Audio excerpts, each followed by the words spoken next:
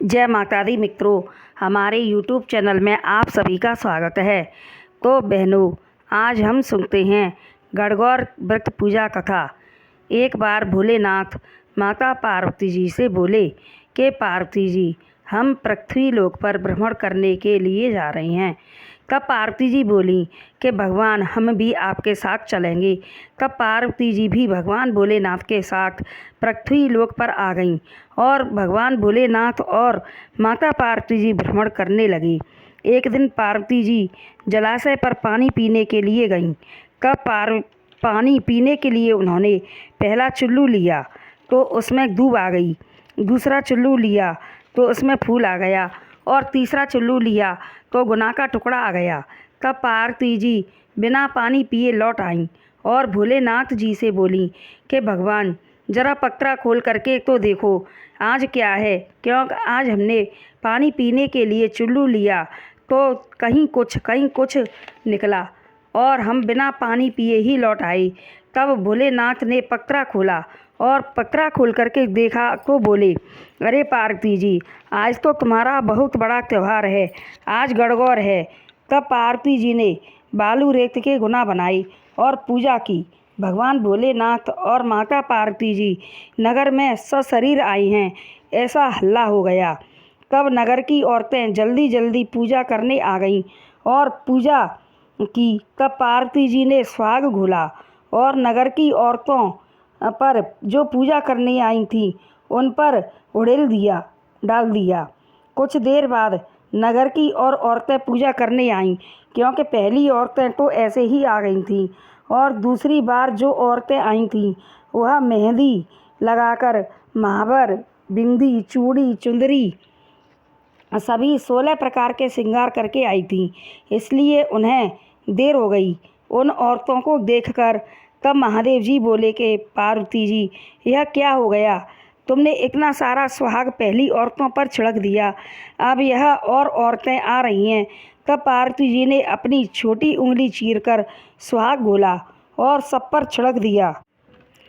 तब महादेव जी बोले कि पार्वती जी, हम आपके पीहर चलेंगे। तब पार्वती जी बोली कि मैं सत्य की गौरा पार्वती हूँ, तो मेरे 2.5 दिन का पीहर हो जावे। तब 2.5 दिन का पीहर हो गया और महादेव और पार्वती जी पीहर आ गए। तब पार्वती जी ने 9 रूप रखकर तरह तरह से भगवान भोलेनाथ की खातिर की और जब 2.5 दिन पूरा होने लगा तब पार्वती जी बोली कि पतिदेव ज़्यादा ससुराल में रहने से एक इज्जत कम हो जाती है, इसलिए अब यहाँ से चलना चाहिए। तब भगवान बोले कि पार्वती जी, यहाँ इतनी हमारी खातिरदारी हो रही है तो और रहने दो। तब पार्वती जी बोली नहीं, और वह महादेव जी को लेकर के आ गईं। तब महादेव जी रास्ते में बोले कि पार्वती जी, हमने तुम्हारे मायके धोती भूल आई हैं। तब पार्वती जी बोली, भगवान क्यों हमारा मजाक कर रहे हो, जाओ झाड़ियों पर धोती पड़ी होगी, ले आओ, आप तो अंतर्यामी हो। तब महादेव जी बोले कि पार्वती जी, तुमने पीहर में क्या खाया। तब पार्वती जी बोली कि भगवान, जो आपने खाया वही हमने खाया। असल में तो पार्वती जी ने तपस्या के बल पर भोलेनाथ के लिए 56 प्रकार के व्यंजन प्रकट किए थे और खुद घास के पूरा खाती थीं। तब महादेव जी बोले, पार्वती जी, हम आपके पेट में देखना चाहते हैं कि आपने क्या खाया। तब पार्वती जी बोली कि अगर मैं सत्य की गौरा पार्वती जी हूँ तो मेरे पेट में वही हो जाए जो महादेव जी ने खाया। तब महादेव जी ने टुंडी को खोलकर देख लिया। तब पार्वती जी बोली कि भोलेनाथ, अब से आगे कलयुग आवेगा तो बहू सास से चुरा कर खाएगी, सास बहू से चुरा कर के खाएगी, देवरानी जेठानी से और जेठानी देवरानी से चुरा कर खाएगी। इस प्रकार सब एक दूसरे से दुबका कर खाएंगे। इसलिए भोलेनाथ, इस टुंडी को इतना मजबूत, इतना पक्का लगा दो कि कभी कोई खोल ही ना पावे। तब भोलेनाथ ने टुंडी को इतना पक्का कर दिया कि उसको कोई भी कभी भी खोल ना सके।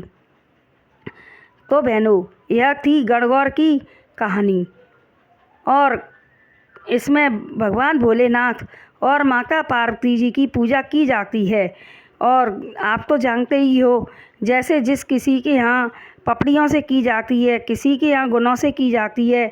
जैसे भी जिसके यहाँ भी गणगौर की पूजा की जाती है। और वैसे गणगौर की माता पार्वती जी और भगवान भोलेनाथ की पूजा करनी चाहिए। तो बहनों, मेरी अगर यह कहानी आपको पसंद आई हो तो हमारे चैनल को लाइक, शेयर व सब्सक्राइब अवश्य करें।